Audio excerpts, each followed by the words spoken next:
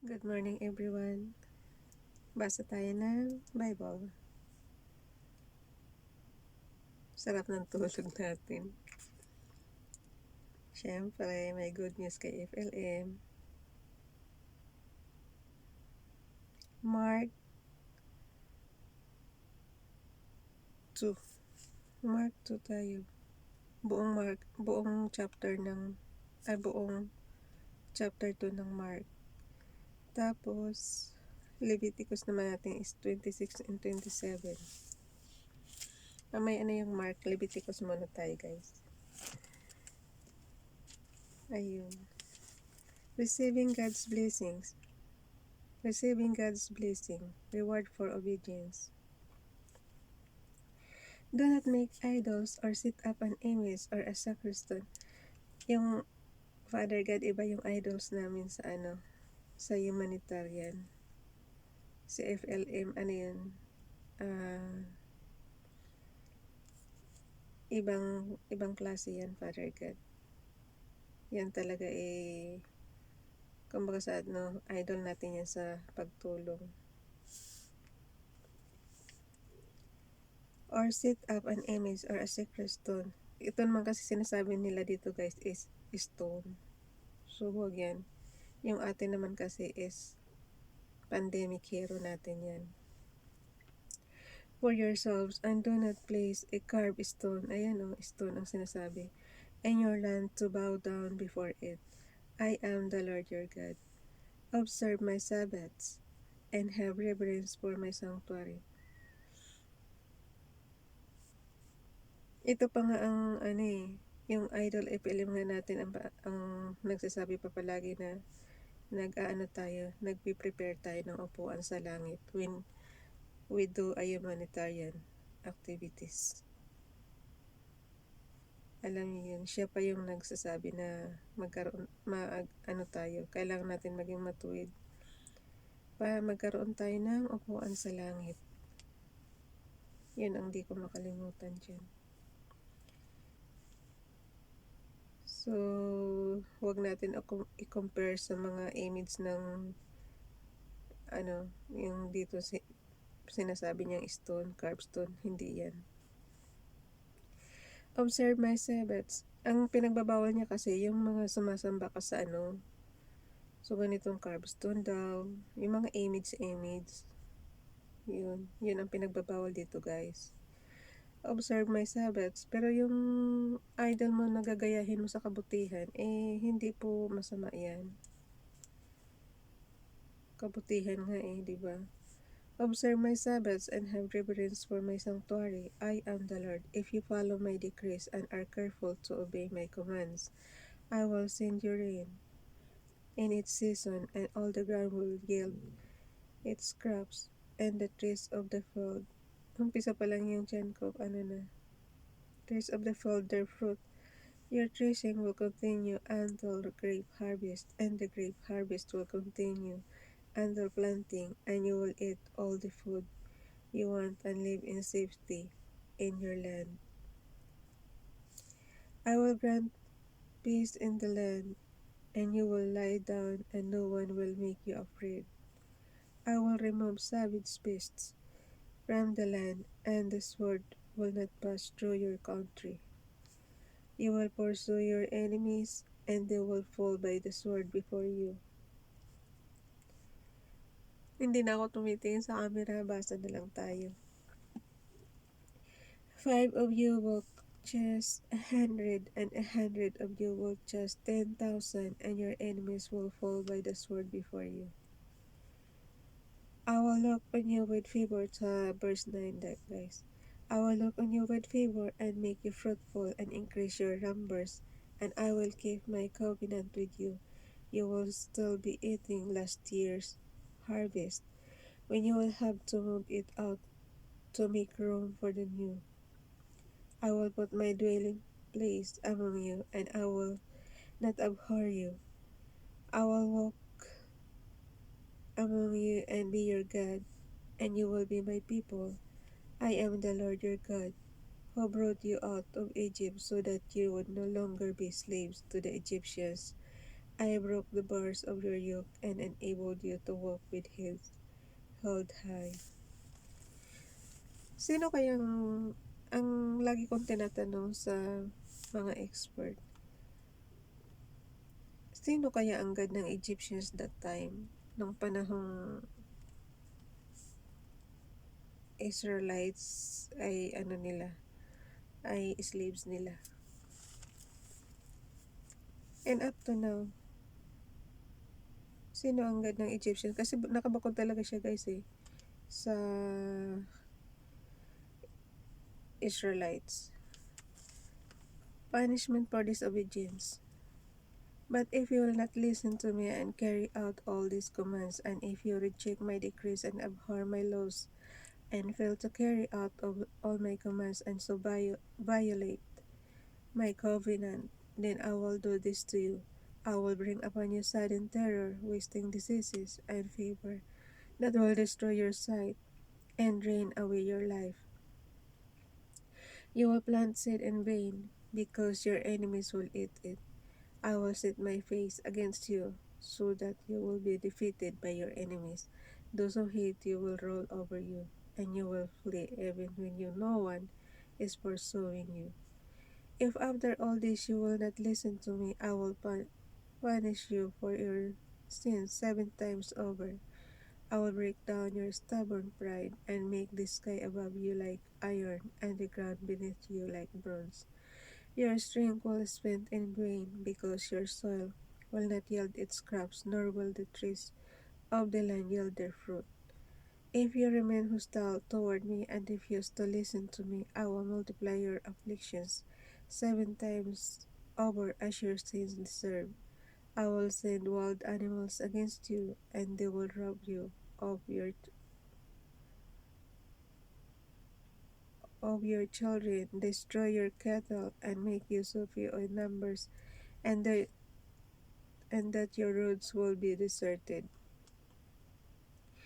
If in spite of these things you do not accept my correction, but continue to be hostile toward me, I myself will be hostile toward you and will afflict you for your sins 7 times over, and I will bring the sword upon you to avenge the breaking of the covenant. When you withdraw into your cities, I will send a plague among you. Father God, ano ba yung plague ngayon na COVID-19? Nakakainis na. Ano bang kasalanan namin? Ito mga ninuno pa ito. Diba? Tsaka damay-damay lahat kasi. Huwag mo naman idamay lahat. Huwag mo naman kaming isama dyan sa kakainis na yung COVID-19 eh. 1 taon na kaya guys mahigit, diba? I will send a plague among you, and you will be given into the enemy, and you will be given into enemy hands. When I cut off your supply of bread, then women will be able to bake your bread in one oven, and they will dole out the bread by weight. You will eat, but you will not be satisfied. If in spite of this you still do not listen to me, but continue to be hostile toward me, then in my anger I will be hostile toward you, and I myself will punish you for your sins 7 times over. You will eat the fleece of your sons and the fleece of your daughters. Ano ba yan? I will destroy you, your high places, cut down your incense altars. Talo pa nitong cannibal, oh. You will eat the fleece of your sons and the fleece of your daughters. I will, sa ano yun guys? Sa verse 29 yun. I will destroy your high places, cut down your incense altars, and pile your dead bodies on waste your son or dead bodies on the lifeless forms of your idols, and I will abhor you. Yung idols na sinasabi guys, yung dito yung sa carved stone. Awan ko ba't may sumasamba pa sa carved stone. I will turn your cities into ruins and lay waste your sanctuaries. Pero sabi naman kasi, yung mga image na yan is parang ano lang daw, parang, pero ang prayers daw nila is direct daw sa taas. Yun. Ewan ko lang ha, kung anong paliwanag dyan. Basta yun ang pagkaalam ko sa paliwanag dati.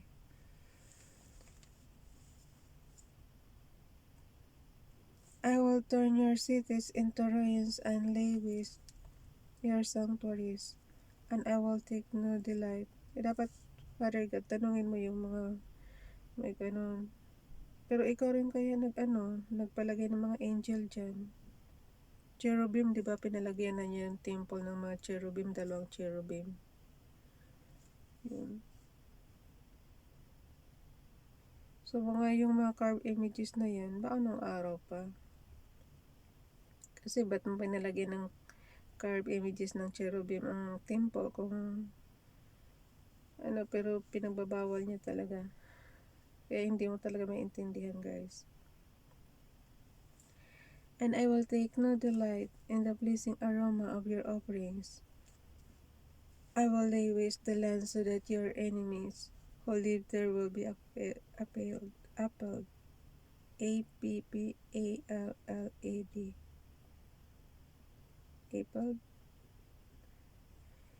I will scatter you. Hindi pa pala natin na-google yung kahapon. Hayaan mo na. I will scatter you among the nations and will draw out my sword and pursue you. Alam mo guys, pag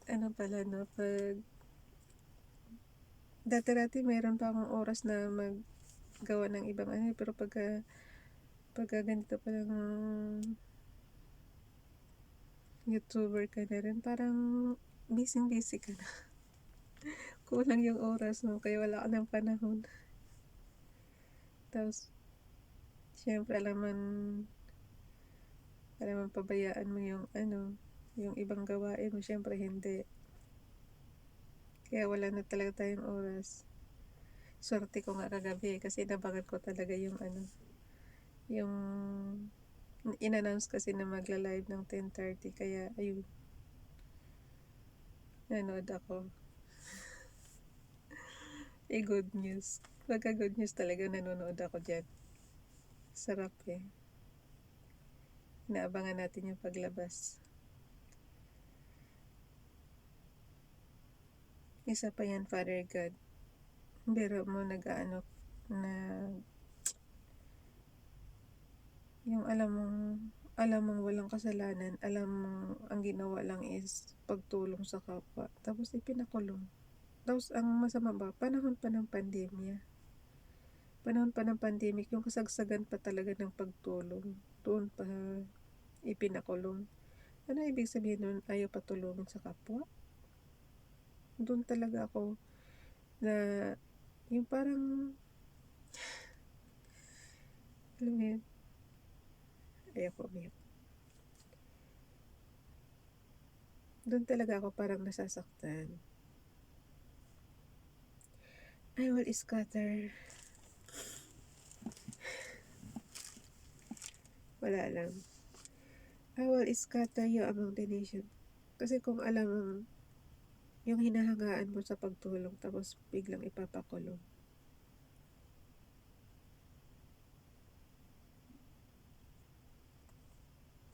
Yun, masakit sa dibdib. I will scatter you among the nations and will draw out my sword.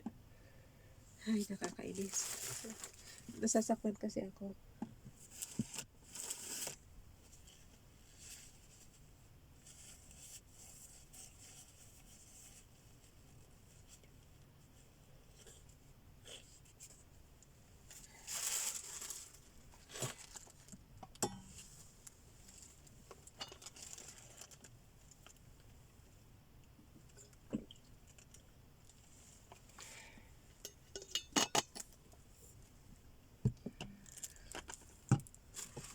Saan na tayo guys? Kung ko ba't nakicarried away tayo dito sa binabasa natin. Naalala ko lang kasi sa Idol FLM. Kaya ganun. Pero pasalamat na rin ako, Father God, kasi dinismiss mo na yung kaso. Siguro naman this time wala nang dahilan para ikulong pa siya. Dismiss na eh.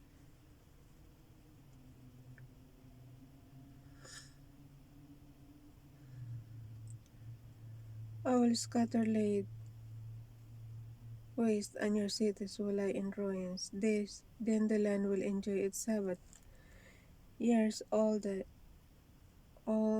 time that it lies desolate and you are in the country of your enemies. Then the land will rest and enjoy its Sabbaths. All the time that it lies desolate, the land will have the rest it did not have during the Sabbaths you live in it. As for those of you who are left, I will make their hearts so fearful in the lands of their enemies that the son of a windblown leaf will put them to flight.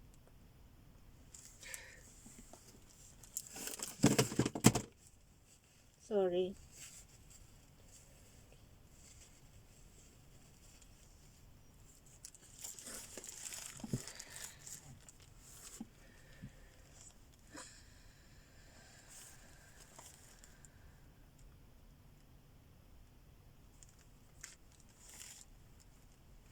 Sana tayo guys.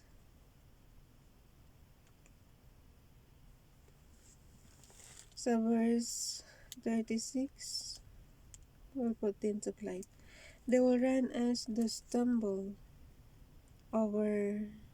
They will run as though fleeing from the sword, and they will fall, even though no one is pursuing them. They will stumble over one another as though fleeing from the sword, even though no one is pursuing them. Ano yung guni-guni lang nila yan? So you will not be able, yan yung sinasabi na sa isip lang. Nasa huna-huna lang nila yan, binisaya na naman. So you will not able to stand before your enemies. You will perish among the nations. The land of your enemies will devour you. Those of you who are left will waste away in the lands of their enemies because of their sins. All because of their father's sins, they will waste away. But if, ay wala akong nakalagay na 27, 20 February, 2021. Excuse me. But if they will confess their sins and the sins of their fathers, their treachery against me and their hostility toward me, which made me hostile toward them so that I sent them into the land of their enemies. Then when their uncircumcised hearts are humbled, alam mo guys, talaga namang napunta sila sa Babylon eh. Na-exile sila doon. Then, siguro nasobrang sa makasalanan na yung time na yun, kaya na-exile sila. Kasi yung Babylon nung araw, hanggang ako ang kagaling ng mga army. Ang daming bansang na sa kanila, nalupig nila. Then when their uncircumcised hearts are humbled and then pay for their sin, I will remember my covenant with Jacob and my covenant with Isaac and my covenant with Abraham. Si Jacob guys, Israel yan. Kaya huwag kayo malilito. Pag sinabi niyang sa kabilang line is Israel ang tawag sa kanya, sa kabilang line is Jacob siya, huwag kayo malilito. Hindi ko nga alam kung ba't na yung writer dito. Dapat kung binago na yung pangalan, bago na, di ba? Wala, kaya nakakalito kung hindi kayo nakasubaybay talaga sa yung hindi tuloy-tuloy yung pagbasa niya. Yung halimbawa, kukuha lang kayo dito sa kabilang verse, kukuha lang kayo sa kabilang chapter, malilito talaga kayo. Pero kung nasubaybayan nyo yung story nila mula umpisa, hindi ka malilito. Kasi yung Jacob guys, Israel yan. Marami kasing pinapalitang mga pangalan dito. Kahit nga si Abraham, Abram yan eh. Dati, ginawa niyang Abraham. So, ibig sabihin, hindi masama ang magpalit ng pangalan. I will remember my covenant with Jacob and my covenant with Isaac and my covenant with Abraham, and I will remember the land. For the land will be deserted by them. I will enjoy its Sabbaths while it lies desolate without them. They will pay for their sins because they rejected my laws and abhorred my decrees. Yet in spite of this, when they are in the land of their enemies, I will not reject them or abhor them so as to destroy them completely, breaking my covenant with them. I am the Lord their God. But for their sake I will remember the covenant with their ancestors whom I brought out of Egypt in the sight of the nations to be their God. I am the Lord. These are the decrees, the laws, and the regulations that the Lord established on Mount Sinai between himself and the Israelites through Moses. Redeeming what is the Lord's. Ang iniisip ko rin guys, di ba nandito na itong mga laws ni Moses? Paano na isulat ng writer to? May diary ba sila? Nasusundan ba nila bawat galaw ng mga prophet dito? Yun ang nasa isip ko rin. Paano nila naisulat ng talagang detalyado ba? Na ultimo pag-slaughter ng mga pag-slaughter ng mga offerings. Yun. Ando doon ba sila that time? Yung mga writer. Yun lang.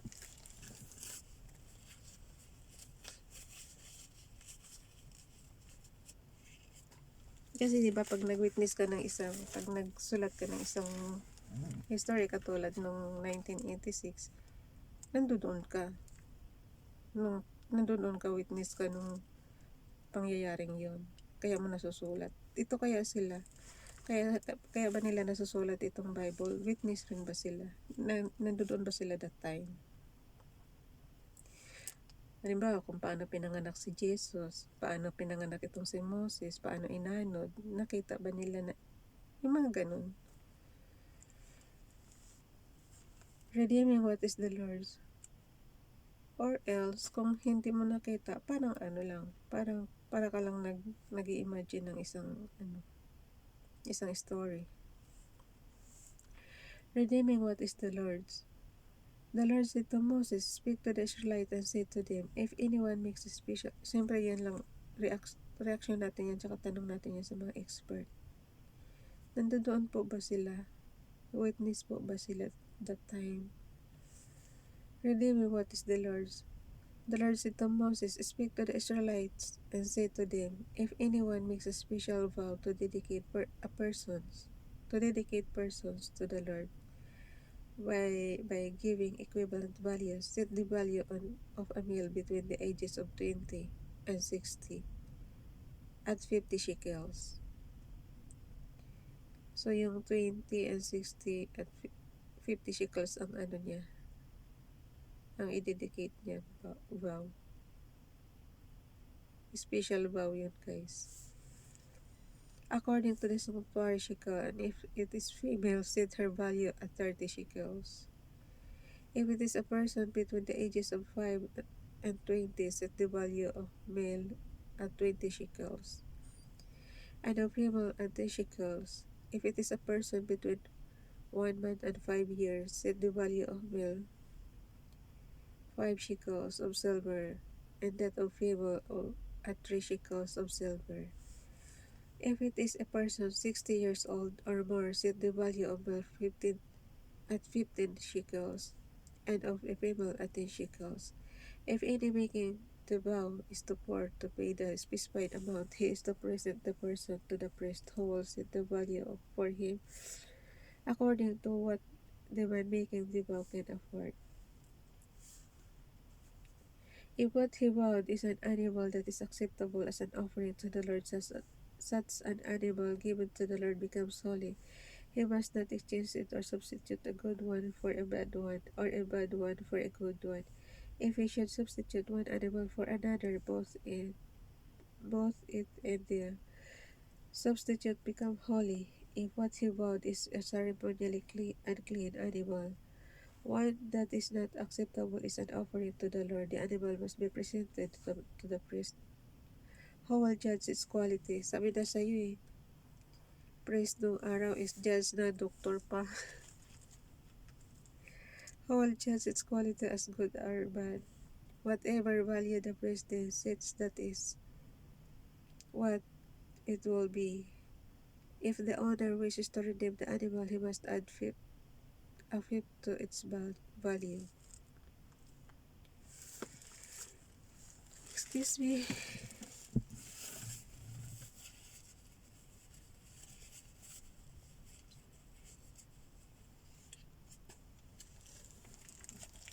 Matatapos na lang eh. Kaya sabi ko sa'yo guys, pag umiyak ka, ganyan mo. Anong oras na? Ako po.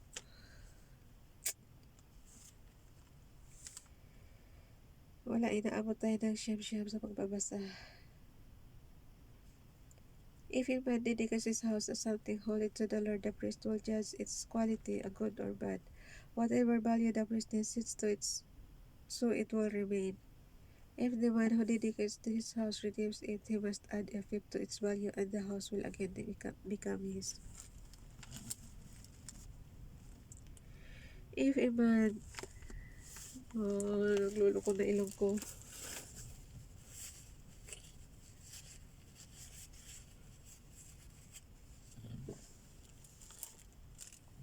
Sorry guys.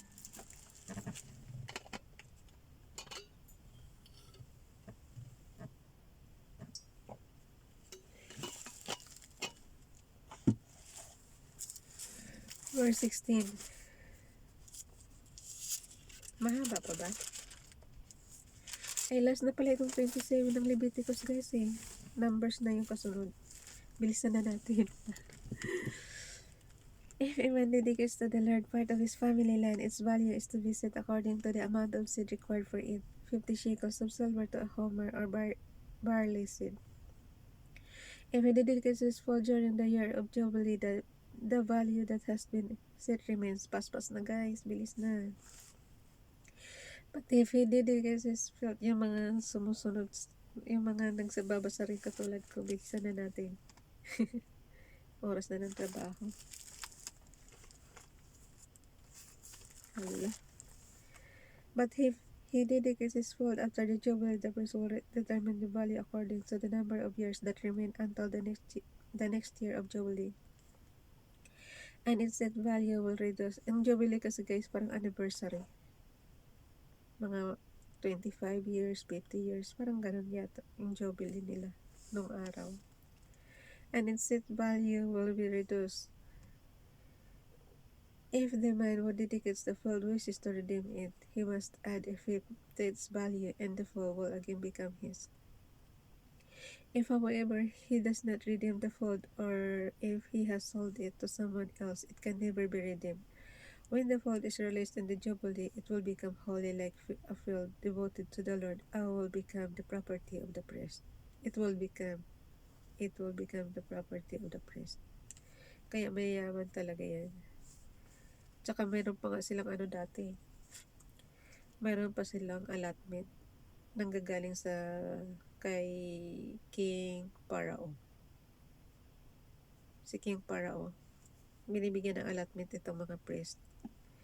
If a man dedicates to the Lord, nabasa ko lang yun guys sa Bible. If a man dedicates to the Lord, nabasa natin, di ba?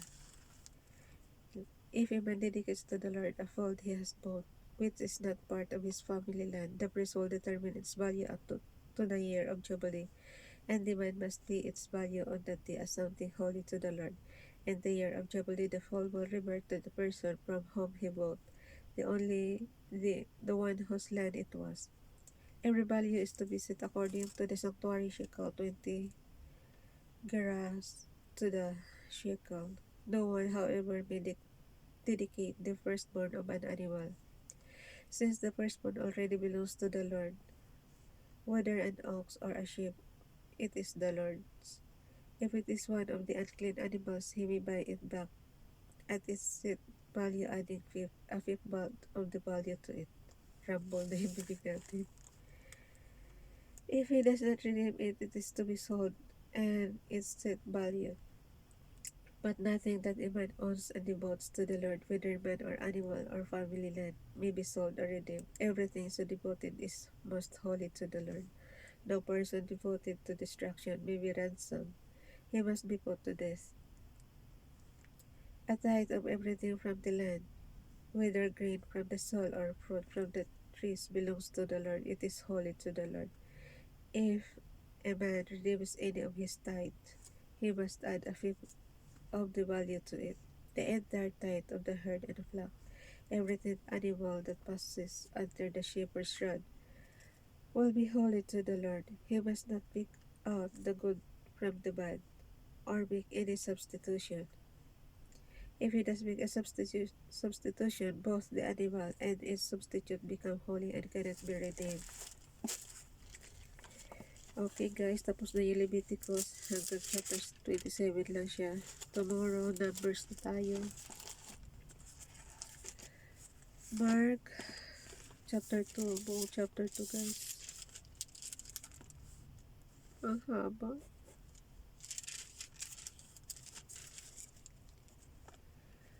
1, 2, hanggang 28.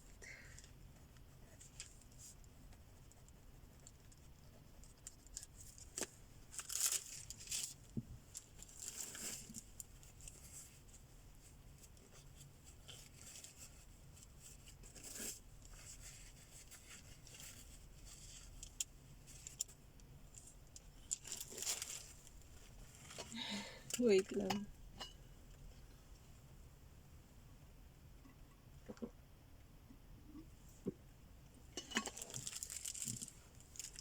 Tapos na tubig natin.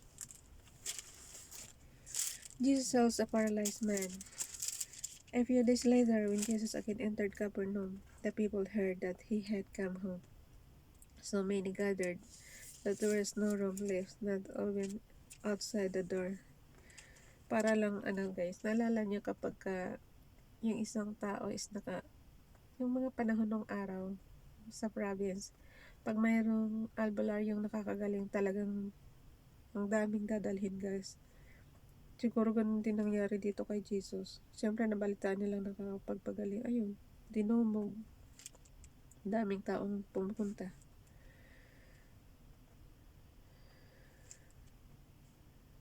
So many gathered that there was no room left, not even outside the door, and he preached the word to them. Some men came bringing to him a paralytic, carried by a form of them. Since they could not get him to Jesus because of the crowd, they made an opening in the rock above Jesus and digging through it. Hala, sinira yung bubong. Binuksan yung bubong guys. Paano mo bubuksan yung bubong? Diba? Tatanggalin mo yung yero. Kung yero yan. Lower the paralyzed. Di ang ingay noon. Pag tinanggal mo yung bubong. Ayun o, opening in the roof above Jesus. And after digging through it, lower the mat the paralyzed man was lying on. Paano mo imagine na ma-open yung roof guys? Kung di puno ng tao. So, hindi sila makakadaan kasi puno daw ng tao. Paano sila aakyat kung hindi nga sila nakalapit doon? Yan, tanong ulit natin yan. Kasi dito guys, tanong at reaction tayo sa nababasa natin. So, kung komplikado, di itanong mo. Ganun lang yun kasimple guys. Kaya nga tayo nagbabasa. Para matuto, para magtanong. Para matuto ka, di magtanong ka. Opening in the roof above Jesus, and after digging through it, lowered the mat the paralyzed man was lying on. When Jesus saw their faith, he said to the paralytic, "Son, your sins are forgiven." Now some teachers of the law were sitting there thinking to themselves, Why does this fellow talk like that? He's blaspheming. Who can forgive sins but God alone? Yun, kaya umaano yung mga expert. Kaya nagre-react sila. Immediately, Jesus knew in his spirit that this was what they were thinking in their hearts, and he said to them, "Why are you thinking these things?" Alam niyo guys, kaya nga pinadakip yun si Jesus. Kasi nga, yung mga matataas na pare, tsaka yung mga teachers ng law, ang sinusunod kasi nila is yung katuruan ng araw, yung si Jesus. Yun, biglang, ano sabi niya, Son, your sins are forgiven. So, pagka narinig nga naman nila, parang yun, blasphemy na sa kanila yun. Why are you thinking these things? Which is easier to say to the paralytic, your sins are forgiven, or to say, get up, take your mat, and walk. But that you may know that the Son of Man has authority on earth to forgive sins. He said to the paralytic, I tell you, kaya nga isa pa sa tinatanong ko, after si Jesus mag-rise, yung mabuhay siya ng 3 araw, ika-3 araw, nasaan na siya ngayon?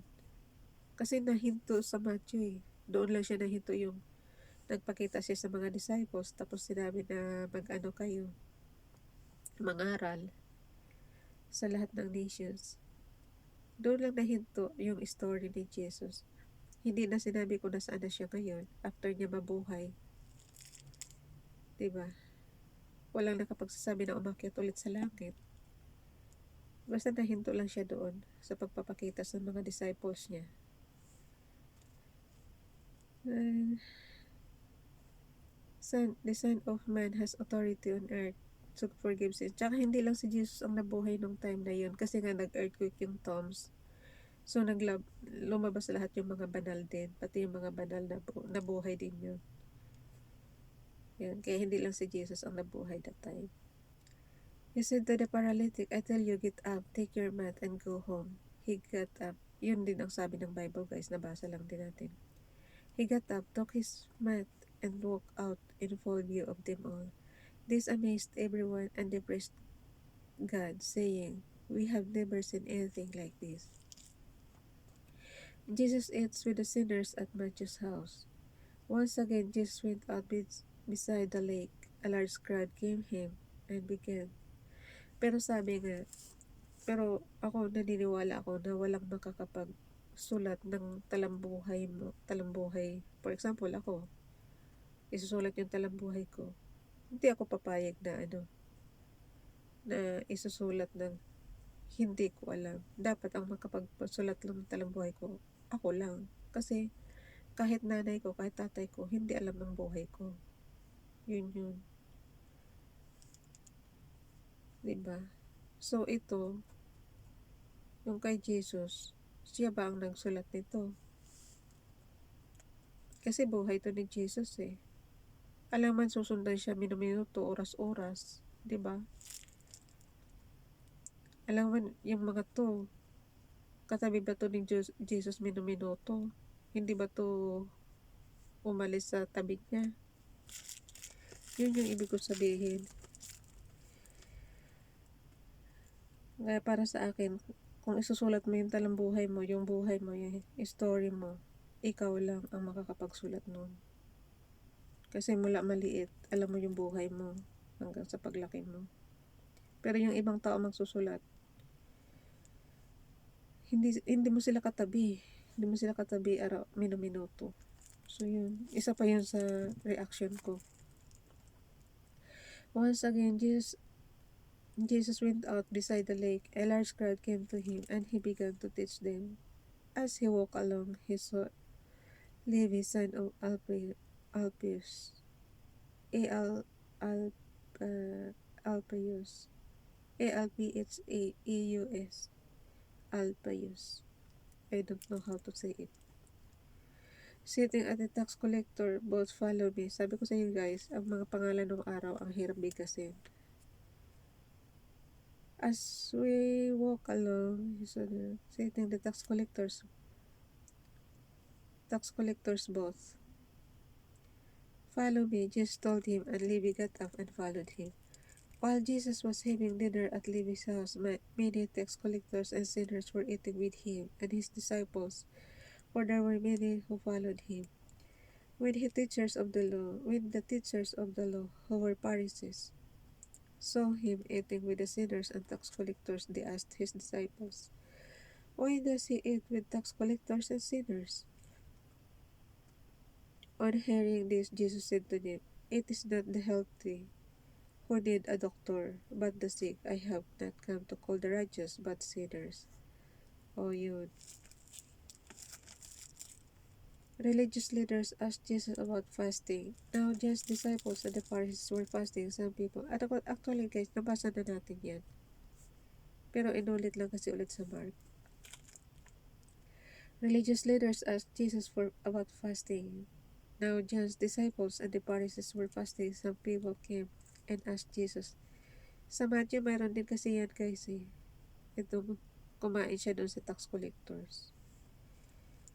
Religious leaders asked, ayan o, nakalagay o Matthew 40. So, bakit mo inulit, Mark? Religious leaders asked Jesus about fasting. Now, just disciples and the Pharisees were fasting. Some people came and asked Jesus, "How is it that just disciples and the disciples of the Pharisees are fasting, but yours are not?"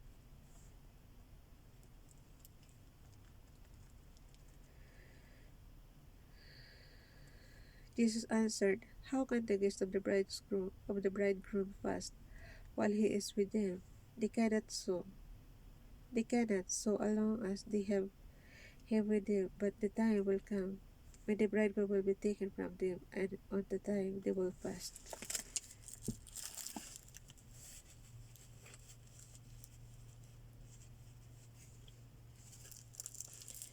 May tubig pa ba ako dito?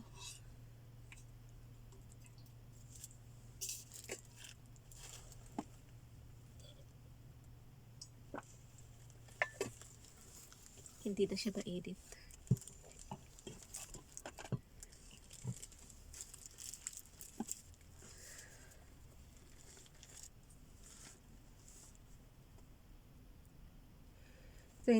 No one sews a patch of unshrunk cloth on an old garment. If it does, the new piece will pull away from the old, making the tear worse. And no one pours new wine into old wineskins. If he does, the wine will burst the skins, and both the wine and the wineskins will be ruined. No, he pours new wine into new wineskins. The disciples speak with on the Sabbath. One Sabbath, one Sabbath, Jesus was going through the green fields, and as his disciples walked along, they began to pick some heads of grain. The Pharisees said to him, "Look, why are they doing what is unlawful on the Sabbath?" He answered, kasi guys, diba doon sa Old Testament, pagdating talaga na ikapitong araw, rest ka, wala kang gagawin.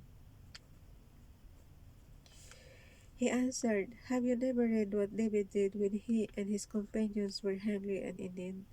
In the days of Abiathar, the high priest, he entered the house of God and ate the consecrated bread, which is lawful only for priests to eat. And he also gave some to his companions." Then he said to them, so nabasa ni Jesus yung Old Testament. Kasi kinumpare niya dito eh. He answered, "Have you never read that what David did when he and his companions were hungry and in need? In the days of Abiathar the high priest, he entered the house of God and ate the consecrated bread, which is lawful only for priests to eat. And he also gave some to his companions." Then he said to them, "The Sabbath was made for man, not man for the Sabbath. So the Son of Man is Lord even of the Sabbath." Yun, doon nagtapos. Bye everyone. God bless.